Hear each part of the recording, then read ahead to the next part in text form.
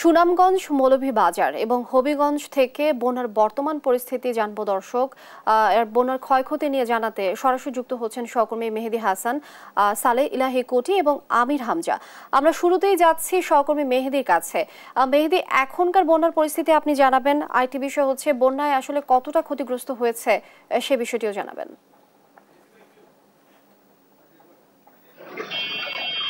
লিনিয়া, সুনামগঞ্জে আপনি জানেন যে বন্যার পরিস্থিতির অনেকটাই উন্নতি হয়েছে। আজকে সুনামগঞ্জে সুরমা নদীর পানি বিপদসীমার 56 সেন্টিমিটার নিচ দিয়ে প্রবাহিত হচ্ছে, অর্থাৎ বন্যার সংখ্যা পুরোপুরি কিন্তু এখন কেটে গেছে। তবে বন্যার যে পানি উঠেছিল মানুষের বসত বিড়া এবং সড়কে, সেই সড়কগুলোতে কিন্তু এখনো দুর্ভোগ আছে। আপনি দেখতে পাচ্ছেন আমি এই মুহূর্তে আছি সুনামগঞ্জের হাজীপাড়া এবং বড়পাড়ার যে পশ্চিম হাজীপাড়া এবং বড়পাড়ার যে সড়কটি, সেই সড়কে আপনি দেখতে পাচ্ছেন যে এখনো কিন্তু পানি জমাট আছে। এটি আসলে জলাবদ্ধতার পানি, ড্রেনেজ ব্যবস্থার কারণে এই পানিটা আসলে এখনো আটকে আছে। অর্থাৎ ড্রেনের যে পানিটা আছে, পুরো শহরের ড্রেনের পানিটা নামার আসলে কোথাও রাস্তা নেই। নদী এবং হাওর আসলে কানায় কানায় ভরে আছে পানিতে, যার কারণে এই পানিটা আটকে আছে। আমরা কথা বলেছিলাম পৌরসভার মেয়র নাদের বক্তের সাথে, তিনি আমাদেরকে জানিয়েছেন যে তারা চেষ্টা করছেন ড্রেনেজ গুলো দ্রুতই পরিষ্কার করার এবং পানি আরো নেমে যাওয়ার সাথে সাথে এই যে ড্রেনের জলাবদ্ধতা তৈরি হচ্ছে সেই পানিগুলো নেমে যাবে। এবং আপনাকে যদি সুনামগঞ্জের ক্ষয়ক্ষতি চিত্র বলি, সুনামগঞ্জে সড়ক ও জনপদের তথ্য মতে প্রায় 250 কিলোমিটার সড়ক ক্ষতিগ্রস্ত হয়েছে বলে তারা প্রাথমিকভাবে জানিয়েছেন আমাদেরকে। তবে আরো তারা জানার চেষ্টা করছেন এবং যখন পূর্ণ তালিকা তৈরি করা হবে তখন আমাদেরকে জানাবেন। এবং আরেকটি বিষয় হচ্ছে, সুনামগঞ্জে আপনি জানেন যে হাওর অঞ্চল, এখানে মাছের অনেক চাষ হয়, হাওরে মাছ থাকে, পাশাপাশি কিন্তু পুকুরে মানুষ মাছ চাষ করেন। সেই পুকুর প্রায় 8000 পুকুর কিন্তু পানিতে ভেসে গেছে, যার প্রায় 4000 হেক্টর মাছ কিন্তু পানিতে ভেসে গেছে, যার টাকার অঙ্কে যার পরিমাণ 72 কোটি টাকার ক্ষতি হয়েছে বলে আমাদেরকে জানিয়েছে মৎস্য অধিদপ্তর। এবং পাশাপাশি মানুষের প্রায় অনেক বাড়িঘর ক্ষতিগ্রস্ত হয়েছে। প্রায় এখন পর্যন্ত প্রায় 5000 মানুষের তথ্য পাওয়া গেছে। তবে জেলা প্রশাসন বলছে পুরো জেলায় এখনো ক্ষয়ক্ষতির পরিমাণ তারা জানতে পারেনি। তারা ইতিমধ্যেই উপজেলা নির্বাহী কর্মকর্তাদের নির্দেশ দিয়েছেন যে ক্ষতিগ্রস্তদের তালিকা করার জন্য। সেই তালিকা করে যখন পুরো তালিকা জেলা প্রশাসনের হাতে চলে আসবে, সেই তালিকা দেখে তারা ক্ষতিগ্রস্তদের সহায়তা দিবেন বলে আমাদেরকে জানিয়েছেন। তো এই ছিল আমার কাছে সুনামগঞ্জ থেকে বন্যার সর্বশেষ তথ্য। লিনিয়া। মেহেদী, অসংখ্য ধন্যবাদ। দর্শক, সুনামগঞ্জের বন্যা পরিস্থিতি জানাচ্ছিলেন আমাদের সহকর্মী মেহেদী হাসান। আমরা এই বিষয়ে জানতে আমরা সালেহ ইলাহি কুটির কাছে যাচ্ছি। তিনি রয়েছেন মৌলভীবাজার।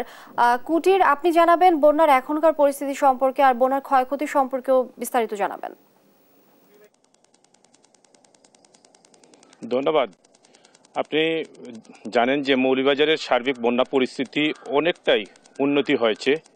হাওর অঞ্চল সহ সার্বিক যে বন্যা পরিস্থিতি অনেকটা উন্নতির দিকে, কারণ যে মৌলভীবাজারের যে প্রধান নদীগুলো যেগুলো মনু, ধলাই, কুশিয়ারা এবং জুরি নদী, শুধু জুরি বাদে সবটি নদীর পানি বিপদসীমার নিচ দিয়ে প্রবাহিত হচ্ছে।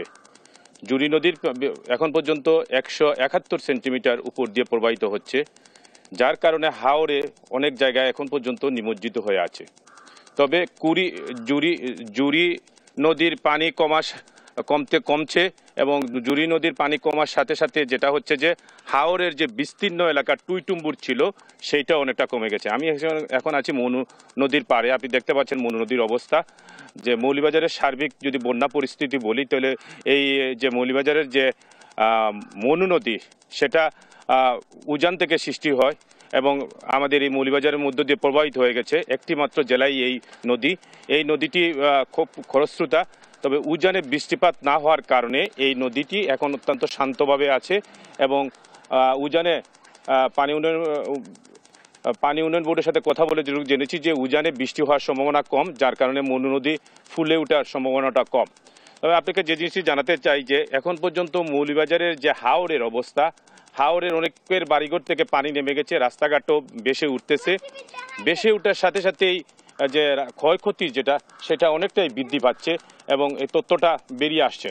আমি কথা বলেছিলাম এলজিডি নির্বাহী কর্মকর্তার সাথে, তিনি বলেছেন এখন পর্যন্ত যেসব তথ্য তারা সব পেয়েছেন তাতে মৌলভীবাজারের গ্রামীণ সড়ক সেটা 73 কিলোমিটার ক্ষতিগ্রস্ত হয়েছে, যার অর্থের পরিমাণ প্রায় 45 কোটি টাকার ক্ষতি হয়েছে এবং সেই তথ্যটা আরও সম্প্রসারিত হতে পারে, কারণ তারা এখন পর্যন্ত তথ্য সংগ্রহ করছেন। আপনাকে একটা বিষয় জানাতে যে হাওরের যেসব বাড়িতে পানি উঠছিল সেই সব বাড়িতে ঢেউয়ের কারণে অনেকের বাড়িঘরই ক্ষতিগ্রস্ত হয়েছে।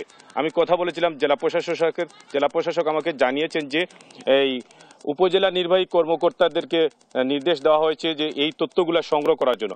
এখন পর্যন্ত এটা সঠিক তথ্য তাদের কাছে আসে নাই, পানি কমার পরে এই সঠিক তথ্যটা পাওয়া যাবে বলে তিনি আমাকে জানিয়েছেন। এবং তিনি তাও জানিয়েছেন যে এই মৌলভীবাজারের যে বন্যা দুর্গত এলাকা মানুষের জন্য ব্যাপক ত্রাণ তৎপরতা শুরু হয়েছে।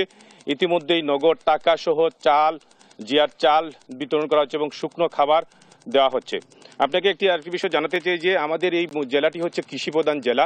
এই জেলায় এখন সবচেয়ে যেটি হচ্ছে রূপা আউশ এবং আউশের বীজতলা। ইতিমধ্যেই আউশের বীজতলা প্রায় আপনার 1054 হেক্টর জায়গা নষ্ট হয়েছে এবং সবজি প্রায় 1000 হেক্টরের মতো নষ্ট হয়ে গেছে। অর্থাৎ সবজি এবং আউশের বীজতলা এবং রূপা আউশ মিলে প্রায় 5016 হেক্টর জায়গা ক্ষতিগ্রস্ত হয়ে গেছে, যার আনুমানিক মূল্য এখন পর্যন্ত নির্ধারণ করা হয় নাই এবং সেই সাথে এতে প্রায় 42,000 কৃষক ক্ষতিগ্রস্ত হয়েছেন। আমি কৃষি বিভাগের সাথে কথা বলেছিলাম, কৃষি বিভাগ বলতেছেন যে এই অবস্থা কাটিয়ে ওঠার জন্য তারা ঊর্ধ্বতন কর্তৃপক্ষের সাথে যোগাযোগ করেছেন এবং এটা যাতে কেটে আমন চাষে ব্যাপকভাবে চাষ করা যায় সে ব্যাপারে তারা প্রচেষ্টা নিচ্ছেন। আপনাকে আরেকটি বিষয় যেটি হচ্ছে আমাদের এই মৌলভীবাজার মাছের সমৃদ্ধশালী একটি জেলা। এই জেলায় মাছের যে পুকুর এবং খামার রয়েছে অসংখ্য, সেই পুকুর এবং খামারের মাছ পানিতে ভেসে গেছে, যাতে ক্ষতি হয়েছে প্রায় 5 কোটি টাকার মৎস্য সম্পদের ক্ষতি হয়েছে। অর্থাৎ সার্বিক অবস্থা এখন পর্যন্ত স্থিতিশীল নয়।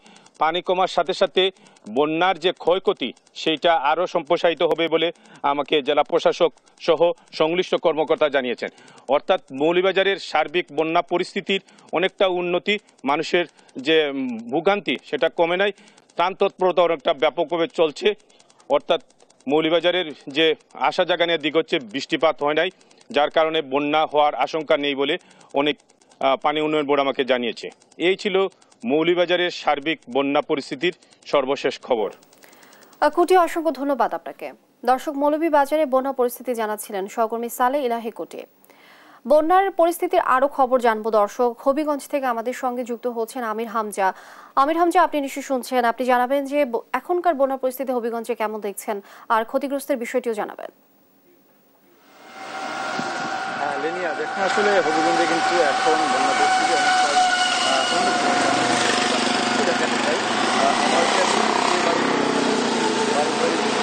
অনেকটাই আজকে থেকে 2 দিন আগে অনেকটাই পানি ছিল এবং এই যে পানি ছিল এবং মূলত আজকে কুশিয়ারা নদীর পানির বিপদসীমার প্রায় 4 সেন্টিমিটার নিচ দিয়ে প্রবাহিত হচ্ছে এবং এই যে পানি এসে প্রবেশ না করাতে কিন্তু আসলে এখন পর্যন্ত এই বন্যা পরিস্থিতি উন্নতি হচ্ছে বলা যায়। তবে বন্যা পরিস্থিতি উন্নতি হলে কিন্তু আসলে বন্যার পানি যে খুবই তাড়াতাড়ি নেমে যাচ্ছে সেটি কিন্তু নয়।